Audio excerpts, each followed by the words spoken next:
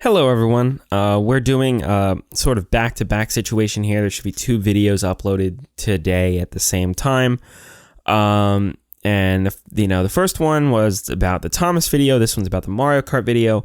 I'm sort of catching up on these reflections. I like doing these, and part of the reason I like doing these, I sort of mentioned this in the Thomas one, is that I like seeing these timelines again, because eventually these timelines are going to go away. I am not going to keep these projects forever. I don't have the storage capacity for it, and I'm not going back and doing like George Lucasing this shit, so I can get rid of these timelines eventually. But I do like seeing them. I do like hearing what I think about these videos shortly after I make them, so here we are. So I think the first thing with this video anyway that I want to talk about is, what even is it? I wasn't expecting to make a Mario video so shortly after a previous Mario video. On the video game side of things, the next game I was expecting to talk about would be Ghost Trick. But that video is actually that's sort of in limbo. I want to talk about Ghost Trick, but this is something I sort of talked about in the Thomas video, and I don't think I'm going to hit as much on here. But whenever I make a video or am writing now, one of the things I really want to hit on is just like the 8th grade video, it was called a video about 8th grade, but it's not a video about 8th grade. And I sort of like that. That's the reason why I did the season 2 thing, is because when I made that video, I sort of hit a point where I'm like, this is what I want to make. This is what I want MML's commentaries to be.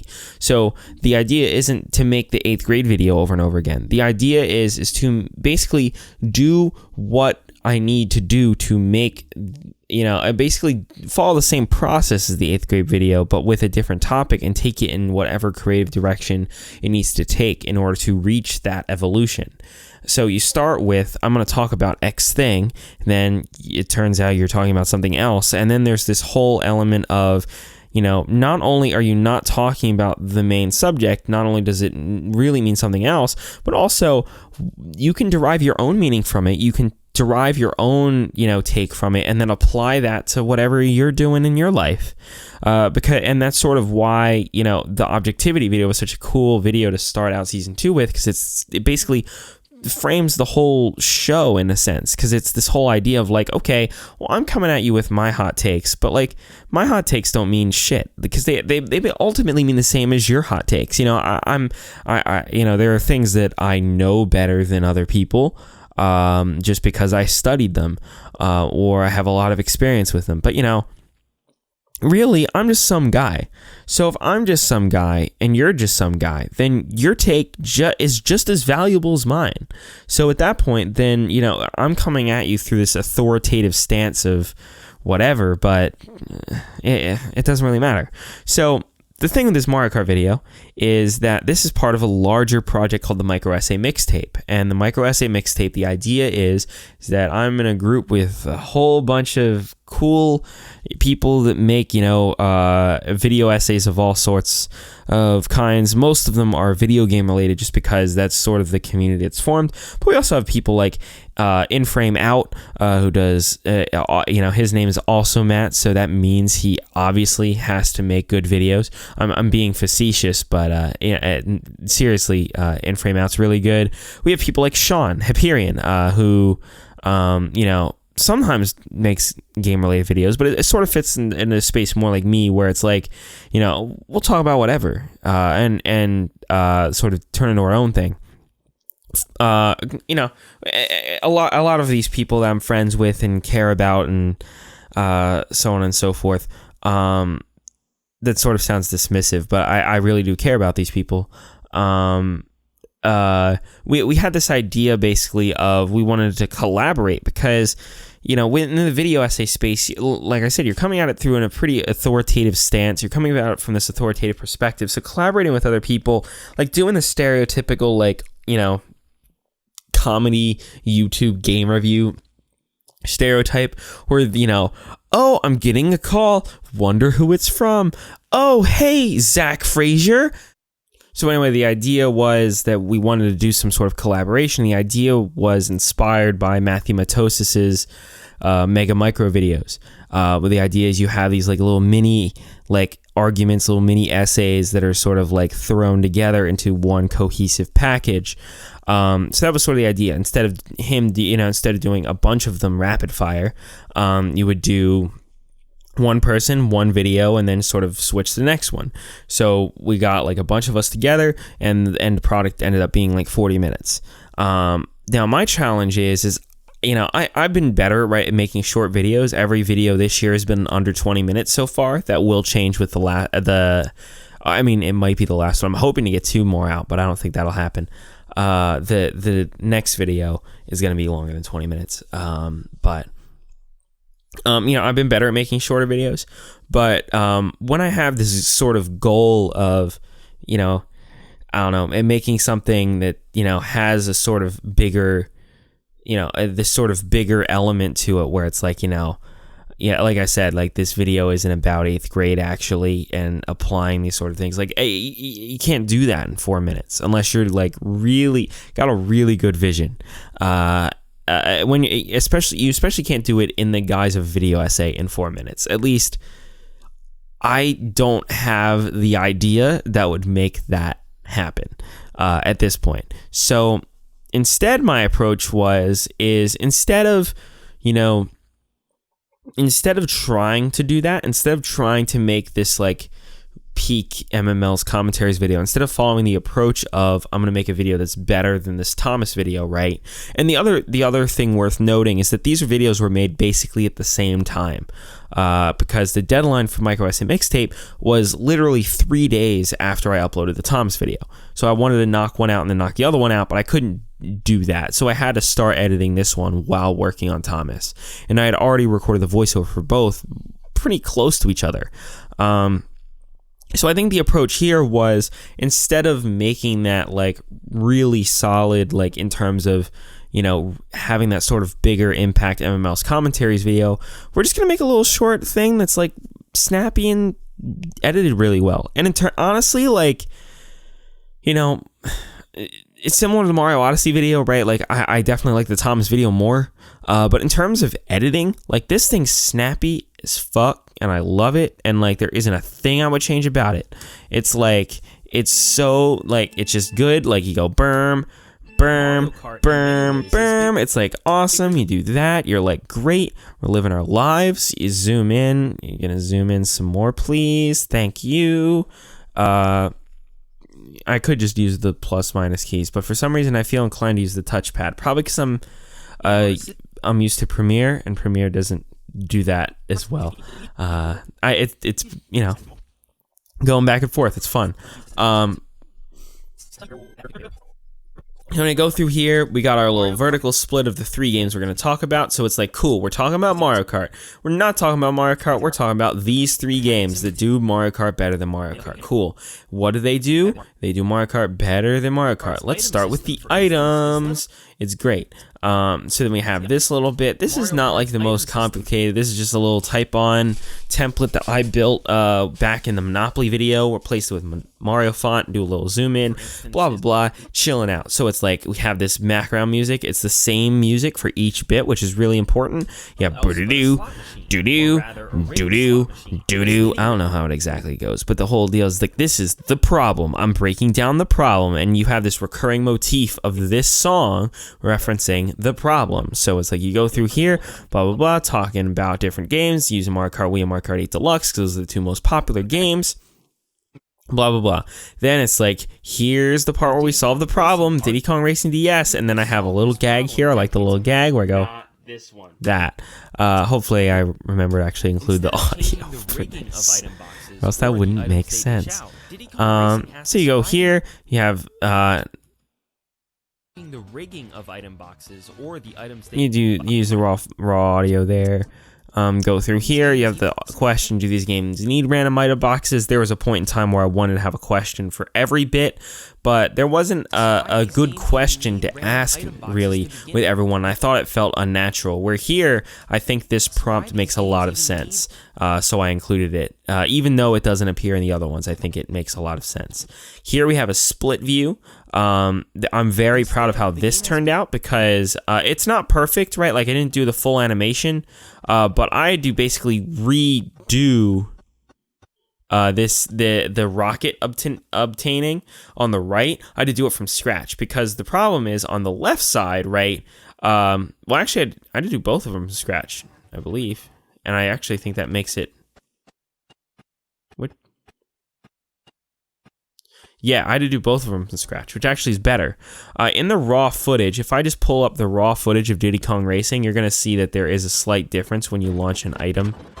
Let me find an example. If I launch it, you're gonna see it spins on and then spins out. I didn't want to. I don't remember why I didn't want to do that. There was a reason. There was actually like a technical reason why I didn't want to do it. I just can't think of it because it's freaking. I don't know what time it is now. And honestly, I honestly think the cut looks better. But that's just my opinion. I might maybe if I were coding the game. Like if I were making the game, the animation I would vouch for would be to have it like pop on, like you do a little like boom boom, like you can't see my hand, but like boom boom, like that, like that. Hopefully you understand what I mean when I go boom boom. Do it that way, and then it would look nice. But I didn't want to do a different animation from the game. So it's a whole argument. Blah blah blah blah blah. And of course, right here. Gonna launch a rocket and you can see the animation right there of it spinning out. So I could do that, but I didn't. And maybe I could have, I don't know. Now I'm sort of double thinking, like, oh, maybe I should have done the spin. So now here I am nitpicking. I said I wouldn't nitpick. I said I was like, oh, it was perfect. Nah, apparently not. Still nitpicking. Here you have this roulette bit, and it's like kind of a joke, kind of funny, but it's like, oh, the items are driving you insane, but it's like a really good edit. I like it. Like, I'm really proud of how that turned out. It looked really good. I don't know. It's literally exactly what I wanted it to look like. So it's like, that's the goal. And then we had the power slide, blah, blah, blah. Do that. We're showing the power slide all the way. Mario Kart DS snaking. That's fun. Do that. Then same visual motif we have. This time we're going to do the intro cutscene first, just to introduce the audio, but more importantly, we're showing Crash Team Racing Nitro Fueled, which is why I'm showing the Nitro Fueled kart. Then, talk about all this. Nitro Fueled sucks, because now it's the microtransaction bullshit, but you know, it's fine. It's fine. It's fine. We go through here, we're going to talk about how yeah, so this is how that fixes the power slides, right? We have some footage of me on camera here too, which is, you know, pretty nice, superimposed and all that fun stuff. We're going to talk about shortcuts. We're going to talk about how in Mario Kart 8 shortcuts are actually longer than the regular track, which is stupid. Why is it called a shortcut then? We re-reference the motif from earlier. We re-reference it because that's important, because we're talking about it and it's like throws back to it and it's great and I love it. Then we go here, we're like chilling, we go here, then we're going to introduce Pac-Man World Rally. Then I'm really proud of how this bit turned out, because now you have this whole thing with the music, all this fun stuff. We highlight the door because the door is important. That's a fun little shape mask situation. If you ever wonder how people do like the spotlights in their videos, usually I would imagine it would be that you darken the behind video and then do a circle mask like this. Now you know. All this fun stuff. I don't know. This just turned out great. Over here, we're showing literally like every bit of footage you could possibly need. You go here. I like how this fades in from one to the other. Like it's like, oh, we're kind of facing the same direction. So that's always nice. And it's those little transitions that make a big difference. Like those are the things that like people aren't gonna notice, and they're not things that people are gonna notice, but they're things that like that signify a polished video, and people notice it because they're used to seeing less polished video. They're used to seeing jump cuts. They're used to seeing weird motions. They're used to seeing all this shit. They're used to seeing on the news. They're used to seeing packages that are thrown together the same day they're shot. You can only make them so good in that amount of time. You know, so all that fun stuff. Show the cherry being activated, go in here, a shortcut, blah, blah, blah, live real life. And then, like, it just kind of is cut nicely to the trailer. This is the end of the trailer at this point. So you go in here, you go into the clown mouth. It's the same thing as in the trailer. Or in the little, like, what is it? It's the video that plays at the start of a game when you sit on the title screen for too long. That video. So it works well. And then you go here. It's like, and then this is sort of, I tried my best. I didn't quite get there. But I try to get a little bit of the, like, this isn't about Mario Kart thing. And the way I did it is by saying, like, hey, it's not just these 3 games. It's like literally just go play other games. And that's sort of what I wanted to get at. There was originally in a draft, where I basically wanted to take this version further. I wanted to do like a director's cut version of this video to go on my channel. And the catch was going to be... The catch was going to be that Pac-Man World Rally actually fixes all 3 of the issues that I mentioned that the other 2 fix. But the reason why I didn't do it, 1, I had trouble writing it, but 2, I think the more important reason is sort of what I was talking about in the Thomas video, the Thomas reflection, and here, where it's like it doesn't... At that point, then, I'm turning into the authority figure. I'm saying, go play Pac-Man World Rally. And I'm not saying you shouldn't go play Pac-Man World Rally. You absolutely should. Great game. Favorite kart racer, right? But I think more important than you should play Pac-Man World Rally is you should find a game that you like. You should find the kart racer that you like that's for you. And that could be, Sonic Team Racing. It could be freaking, I don't know, it could be freaking Nicktoons Kart or Garfield Kart or something. But like, just go play other games and take your own experiences and kind of share like what you like. I don't know. I find that more fascinating. I find that more interesting. I think that's more important. So that's kind of how I feel. So, like I said, this is just sort of a tightly done, like, I don't know. I feel like this is, in terms of like writing, in terms of the style of the video, this is like solid 2018 MML's commentaries. What I think elevates it is that it's just like, this is my new like editing standard, as it were, is to, is this, if every video I make should be this standard, if not, better, like I should continue to get better, right?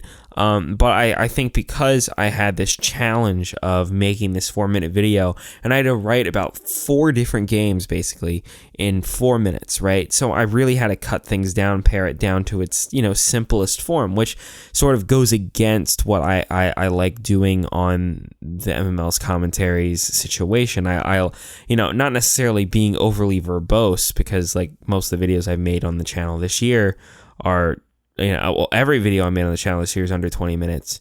So far, that's going to change with the next video, but it's neither here nor there. It's about being able to open up the sort of subjective interpretive elements that I guess I've grown to like a lot. So that isn't in here, but what elevates it is this sort of super polished, super tight editing, and I took that as I took the idea of having to pare a video down to something so short as a challenge, and I accepted it, and I think I succeeded. And so in that sense, I'm quite proud of this video. But I'm not proud of this video in the sense that it achieves something on the level of the Thomas video, of the 8th grade video, of the objectivity video, of the next video I'm working on. It just doesn't. But I once again, that's just not what it tries to do. So it is what it is. One more thing before I go. This recording this bit was pretty fun. Filming the car shot. I thought that was pretty cool that I'm like filming the car for Mario Kart. But more importantly, this was filmed at Shrek Fest because someone thought King K looks like Peter Parker in the freaking Tobey Maguire, in Edgy Spider-Man, Spider-Man 3. And there's a bit where he walks and like does like a bunch of weird moves at people and like thinks he's all cool or whatever and makes some weird moves to throw people off. And there's a bit where he walks into a hotel or a store, not a hotel. Walks into a store with like normal clothes and then comes out with like some bougie shit and then does this stupid dance. So we decided that we were going to record Dan doing that exact shot. Not with the bougie clothes on, but, the same shot. And I'm very proud of it. So I had to include it at the end.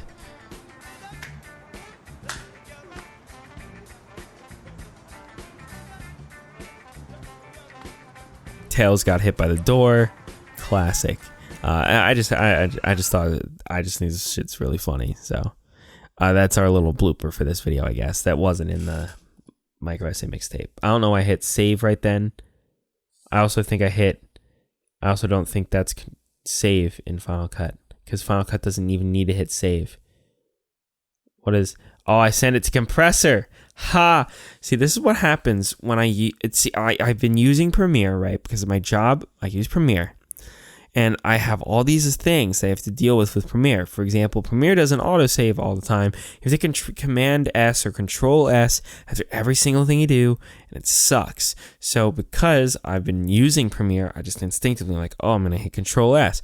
And of course, I have Command S in Final Cut set to send to compressor because it's a good thing. It's a good keyboard shortcut for that.